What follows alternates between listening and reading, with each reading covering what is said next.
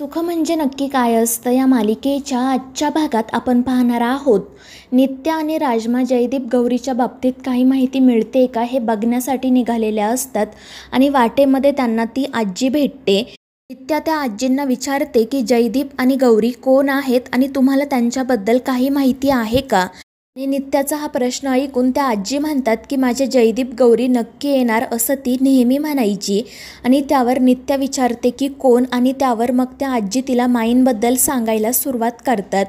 त्या नित्याला आणि राजमाला सांगत असतात की गेल्या 25 वर्षांपासून ती मंदिराच्या कठड्यावरच बसून होती. तिने गेली 25 वर्ष देवीच्या पायाशी घालवली आहेत, मात्र ती सतत तिच्या जयदीप आणि गौरीचा जप करत असायची आणि म्हणायची की माझे जयदीप आणि गौरी एक ना एक दिवस परत येणार. आणि त्यावर नित्या विचारते मग आत्ता त्या आजी कुठे आहेत, मला त्यांच्याबद्दल काही माहिती मिळेल का. आणि त्यावरती आजी सांगते की ती आता कुठे आहे मलाही माहीत नाही, मात्र तिकडे गेल्यानंतर प्रमिला नावाची एक बाई राहते, तुला तिच्याकडून नक्कीच काहीतरी माहिती मिळेल. आणि मग ती नित्याला प्रमिलाच्या घराचा पत्ता सांगते. आणि मग त्यानंतर नित्या आणि राजमा आजींचे आभार मानून लगेच तिकडे जाण्यासाठी निघतात. तर त्या आजी हसतच नित्याकडे बघत असतात. दुसरीकडे वसुंधरा खूपच चिडलेली असते. ती पिंट्याच्या कानाखाली मारत म्हणते की तुम्हाला आपल्या आमगावात त्या शालिनीला शोधता आलं नाही का. शालिनी शिर्के पाटील परदेशावरून आलेली ती एक बाई आहे आणि त्या बाईला शोधणं कितीसं कठीण आहे, पण तुम्हाला ते सुद्धा नीट जमत नाही. आणि वसुंधराला एवढं चिडलेलं बघून तिचा मुलगा खूपच घाबरतो. ते म्हणत असतात की आम्ही त्या शालिनीला शोधण्याचा प्रयत्न करतोय. आणि मग तितक्यात ईशान त्या ठिकाणी येतो आणि तो वसुंधराला सांगतो की शालिनी आमगावातच आहे. आणि ते ऐकून वसुंधरा वैतागून म्हणते की तुम्ही सुद्धा या दोघांसोबत मंगळावर जा, ती आमगावात आहे हे आम्हाला माहिती आहे, पण नेमकी कुठे आहे ती. आणि त्यावर ईशान सांगतो की ती रेस्ट हाऊसवर आहे. आणि ते ऐकून यांना धक्काच बसतो. वसुंधरा म्हणत असते म्हणजे ती शालिनी शिर्के पाटील रेस्ट हाऊसवर आहे आणि हे आम्हालाच माहीत नाही. तर तिचा मुलगा मध्येच म्हणतो की आईसाहेब आपल्याला कसं माहीत असेल, पण हे साहेब तर त्यांच्यासोबतच राहतात, मग त्यांना माहीत असणारच ना. मात्र त्यामुळे वसुंधरा अजूनच चिडते. ती म्हणते की आता त्या शालिनी शिर्के पाटीलला कळेल की तिची गाठ कोणाशी पडली आहे ते. आता काही झालं तरी लवकरात लवकर मला तिची भेट घ्यावीच लागेल. मला त्या अधिराजच्या घरावरून नांगर फिरवायचा होता, पण तिने त्याचं घर वाचवलं. आता मी तिला इतक्या सहजासहजी सोडणार नाही. तिलाही कळेल मी कोण आहे ते. तर दुसरीकडे शालिनी गेल्यानंतर शेखर, माई, लवली यांच्या जीवात जीव येतो. शेखर म्हणत असतो की आज आपण थोडक्यात वाचलो. तर लवली म्हणत असतो की हो ना, नाहीतर त्यांना संशय आलाच होता. तर माई म्हणत असते की मला शेखर रावांनी अडवलं म्हणून, नाहीतर मी आज तिचा जीवच घेतला असता. इतक्या वर्षांनंतर ती एवढ्यात जवळ आली होती. शेखर रावांनी अडवलं म्हणून, नाहीतर मी तिला जिवंत सोडलं नसतं. आणि त्यावर शेखर माईंना शांत करत म्हणतो की माई, जर आपण तिच्या समोर गेलो असतो ना तर खूप मोठा प्रॉब्लेम झाला असता. मात्र आता त्याआधी आपल्याला जयदीप आणि गौरीला सावध करायला हवं, कारण जर त्यांच्या आधी शालिनीला समजलं ना की ते जयदीप आणि गौरी आहेत, तर मग ती त्यांना पुन्हा एकदा मारून टाकेल. आणि ते ऐकून माई खूप घाबरतात. तर शेखर म्हणत असतो की आपण तर तिच्या समोर जाणं योग्य नाही, नाही तर ती आपल्याला लगेच ओळखेल, पण जयदीप आणि गौरीला सुद्धा सावध करायला हवं, नाहीतर मग खूप मोठा प्रॉब्लेम होऊ शकतो.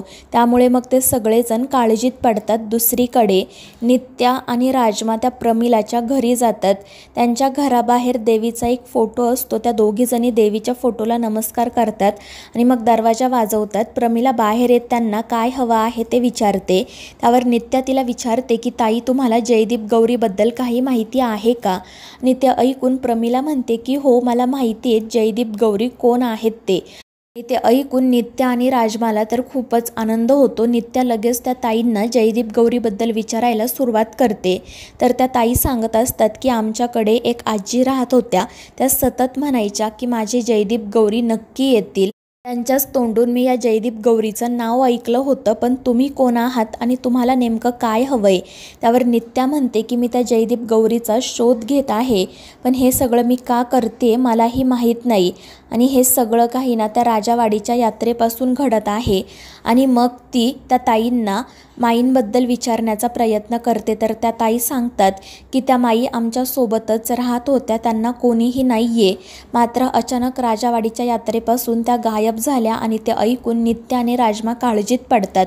तर त्या ताई त्या दिवशी यात्रेत घडलेला सगळा प्रकार नित्याला सांगतात आणि म्हणतात की त्या दिवशी आजी त्या यात्रेत जयदीप आणि गौरी दिसले होते. ती त्यांच्याच मागे मागे जात होती, पण खूप गर्दी होती आणि मग त्यानंतर ती अचानक कुठे गायब झाली काय माहीत. आणि त्यामुळे मग नित्याला पुढचा मार्ग सापडत नाही. तर दुसरीकडे अधिराजची आई देवीसमोर बसून प्रार्थना करत असते. ती रडतच म्हणत असते की अधिराजच्या जन्मापासून मी त्याच्या हातावरची खून बघत आहे. आत्तापर्यंत कधीही त्याला त्याचा काही त्रास झाला नाही, पण आता त्याला अचानक त्या जन्मखुनेचा त्रास व्हायला लागला आहे. हे सगळं थांबव आई. जर ही माझ्या कर्माची फळं असतील तर त्याची शिक्षा मला दे, पण माझ्या राजाला नको, कारण त्याचे हे हाल आता मला बघवत नाही. मला त्याची खूप काळजी वाटत आहे. आणि मग ती रडू लागते. तितक्यात अधिराज त्या ठिकाणी येतो. तर त्याची आई रडतच देवीला म्हणत असते की जर माझं काही चुकलं असेल तर त्याची शिक्षा तू मला दे, पण माझ्या राजला नको. त्याला त्या जन्मखुनेचा काही त्रास होऊ देऊ नको. आणि ते ऐकून अधिराजला आठवतं की जेव्हा जेव्हा शालिनी त्याच्यासमोर आली आहे तेव्हा तेव्हा त्याला त्या जन्मखुनेचा त्रास झाला आहे. आणि त्यालाच नाही तर नित्यालासुद्धा. आणि मग त्याला सगळे घडलेले प्रसंग आठवतात.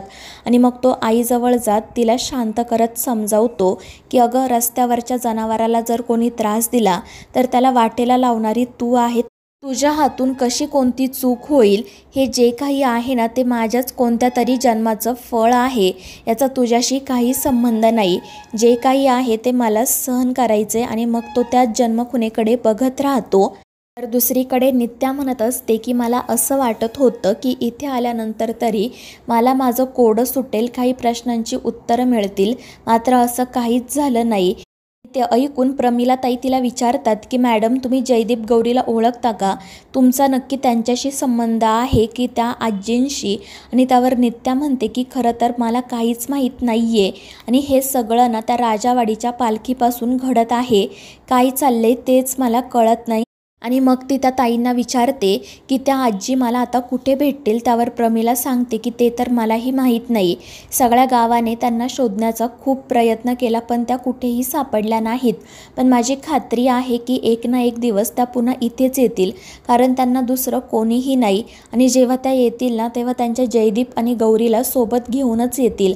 आणि ते ऐकून नित्या आणि राजमा खूप खुश होतात. तर दुसरीकडे अधिराज आणि लवली गप्पा मारत बसलेले असतात. लवली अधिराजला शालिनीपासून लांब राहण्याचा सल्ला देत असतो.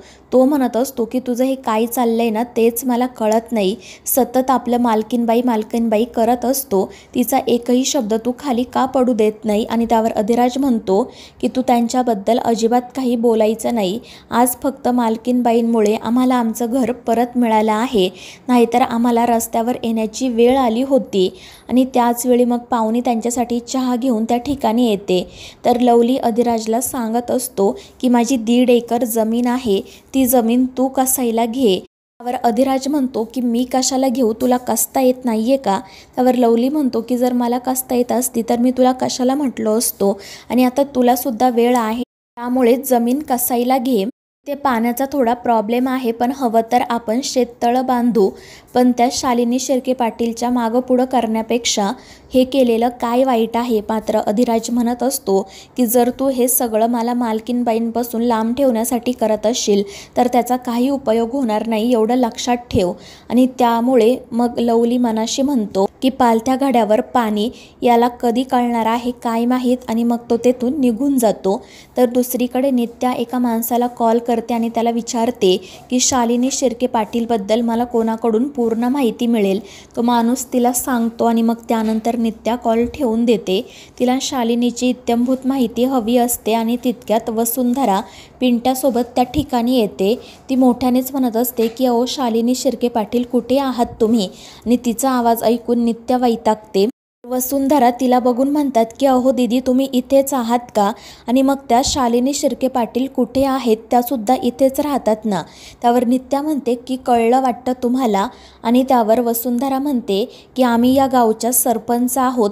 त्या शालिनी शिर्के पाटील इथे येऊन सगळ्यांना भेटल्या, मात्र गावच्या मालकीनबाईंना नाही, असं कसं चालेल? पण शेवटी आम्हीच त्यांना भेटण्यासाठी आलो. तितक्यात ईशान त्या ठिकाणी येतो. तर नित्या त्याच्याकडे बघून म्हणते की अरे हो, मी तर विसरलेच होते, गावात तुमचे हेर पसरले आहेत ना, आणि त्यामुळे ईशान चिडतो. तर वसुंधरा म्हणत असते की अहो दीदी हेर काय म्हणताय, नेटवर्क म्हणा आमचं. या गावात काडी जरी हल्ली ना तरी आम्हाला लगेच समजतं, आणि तुमचा पराक्रमसुद्धा कानावर आलाय आमच्या. त्यावर नित्य विचारते की कोणता पराक्रम? तर वसुंधरा सांगते की अधिराजवर झालेला हल्ला तुम्ही तुमच्यावर ओढवून घेतला, हे कळलंय आम्हाला.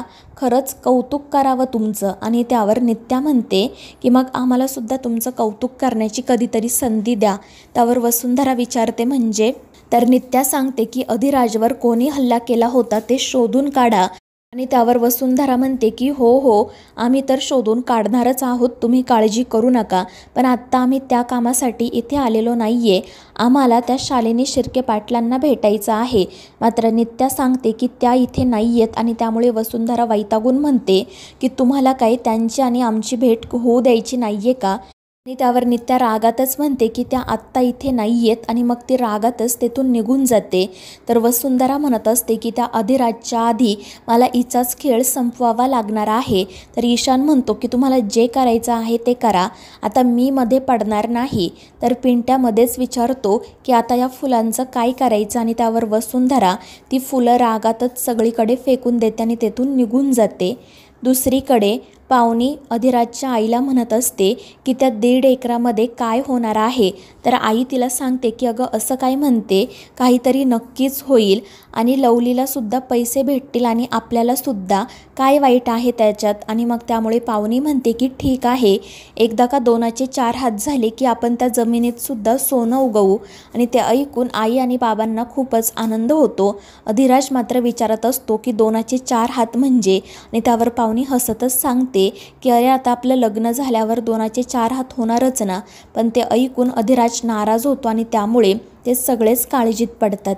तर मित्रांनो, या मालिकेच्या पुढील भागांमध्ये आपण पाहणार आहोत शालिनीने लक्ष्मीचा फोटो बाहेर काढलेला असतो, आणि जेव्हा तो लक्ष्मी बघते तेव्हा ती खूपच घाबरते आणि चुकून तिच्या हातामध्ये असणारी कॉफी त्या फोटोवर सांडते. त्यामुळे शालिनी चिडते आणि मग ती राजमाला पट्ट्यानेच मारायला सुरुवात करते. पण तितक्यात नित्या त्या ठिकाणी येत तिला म्हणते की लक्ष्मीला हात लावायचा नाही. त्यामुळे शालिनीला प्रश्न पडतो की ही या मुलीला लक्ष्मी का म्हणत आहे.